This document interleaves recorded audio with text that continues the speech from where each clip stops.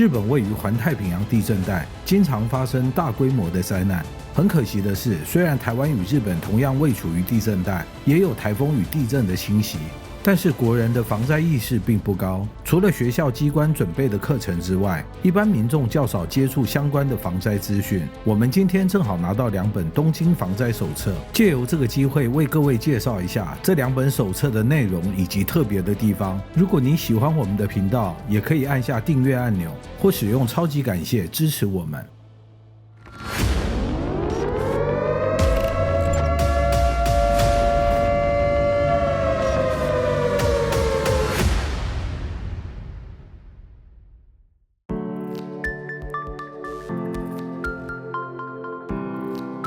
让我们回到防灾手册的内容。如果你需要直接展开避难行动，请看《东京生活防灾行动篇》。这本书不仅轻薄，内容也直接强调你应该注意的事情，非常符合不想观看太复杂的内容又想要立即行动的民众使用。假设你想要理解背后的原因，可以观看《东京防灾知识篇》，内容包括更详细的知识以及各种不同灾害的应对方式。看到这里，你会注意到书本右下角有一个半圆形的缺口，那是日本人专门替视障者准备的设计。每一页的右下角都有特定的音讯代码，只要下载 UniVoice Brand 的应用程式，并使用软体的相机扫描代码，就可以聆听书本的内容。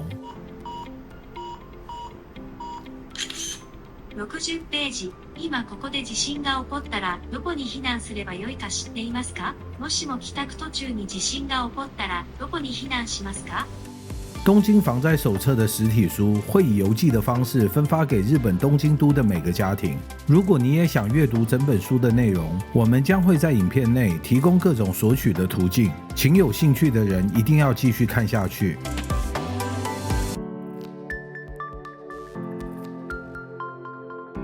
一开始，我们先来介绍防灾手册的行动篇。打开前几页就可以发现，行动篇是针对日本最常发生的灾害，也就是地震，做了简单易懂的图，即便是看不懂日文的人，也能够明白大概的意思。比较特别的是，书本内有介绍几个特别的概念。首先，不需要特别利用假日的时间，平时就可以做好避难准备。许多上班上课的民众都是2点一线，不会特别绕路去寻找避难所。其实你不需要这么做，你只要在平常上班或上学的路上，注意通勤道路附近的避难所、公共电话以及学校的地点就可以了。当你每天有意识的记忆，只要有紧急状况发生，你就能用最快的时间找到你需要的资讯。另外一种比较特别的是防灾的实际演练。只要想到防灾，就需要准备大包小包前往避难所吗？其实有更简单的方式，你只需要在家，并将准备好的帐篷撑开，模拟在避难所生活的场景就可以了。这项体验是模拟灾害发生后断水断电的情形，你也可以将准备好的防灾用品拿出来使用，尝试以这些物品用来生活，解决1天3餐以及睡眠。假使你没有事先准备防灾用品，也可以尝试不使用家里的水电以及电器度过1整天。相信经过几次演练后，你就会知道要准备哪些物品了。这个体验的好处是可以了解防灾用品的实际使用情况，刚好也能趁这个机会检视你所购买的防灾用品，并且汰换更新。假设家中有婴幼儿或年长者，也可以邀请他们一起参与这项体验，不仅能够针对这些需要帮助的族群准备相关用品，也能让他们体验防灾的生活，提前做好准备。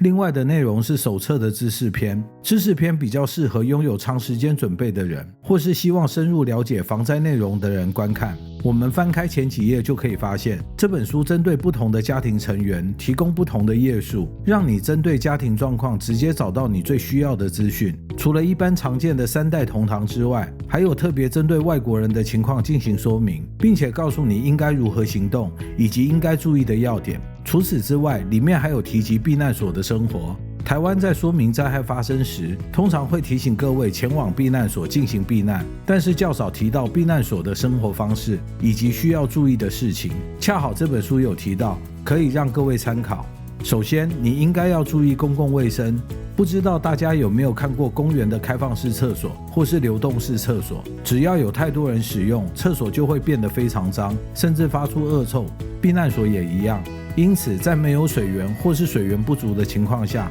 建议各位携带简易式的厕所，除了可以预防恶臭之外，也能减少疾病传播的发生几率。第二，需要预防传染病。能登半岛地震后，因为避难所内有新冠肺炎的感染者，因此有少部分民众不愿意前往避难所避难。而我们都知道，群聚会加速病毒的传播与感染，所以在避难所内需要做好相关的预防措施。如果你没有足够的水，最好准备湿纸巾和酒精，减少自己受到病毒感染的机会。再来，避难所是一个公共场所，因此最好使用纸箱或是帐篷做隔断，这样不仅能够拥有个人的私密空间，还能增加睡眠品质。其他还有许多技巧，如果有兴趣的朋友可以在底下留言，我们会在未来的影片中分享更多关于书本内的实用技能。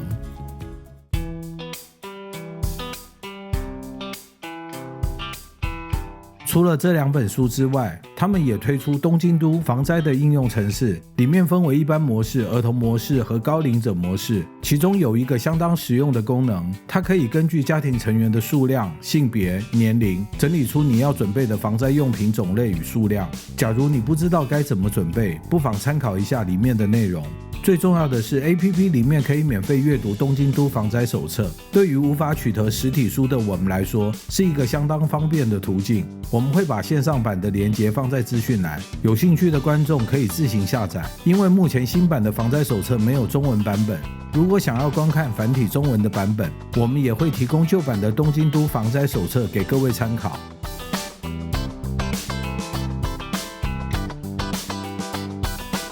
只要上网搜索防灾手册，就可以看到内政部消防署推出的相关资料，内容是针对台湾常见的灾害做出相应的处置。另外，各县市也推出县市的防灾手册，有兴趣的人可以前往搜寻观看。台湾也有推出防灾的应用程式，分别为消防防灾一点通以及台北市行动防灾，里面介绍了相关的防灾知识与懒人包，有兴趣的朋友也可以自行下载。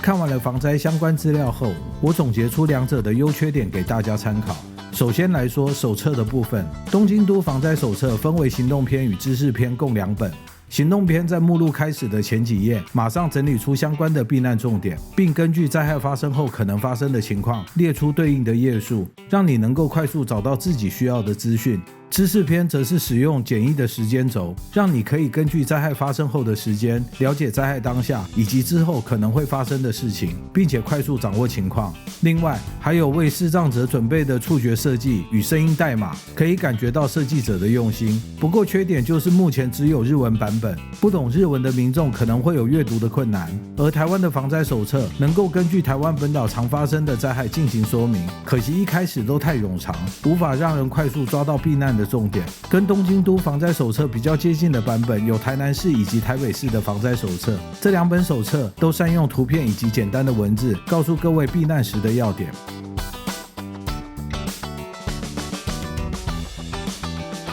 日本东京都的防灾 APP 可以根据家庭成员替你整理出最适合的物资准备清单，另外也收录灾害时的基本绘画，让外国人可以轻松沟通。台湾的应用程式内容与日本差不多，不过最大的缺点在于台北市行动防灾在没有网路的时候完全无法使用，而东京都防灾与消防防灾一点通在离线状态还是可以使用部分内容，这一点差异将会大大增加你生存的机会。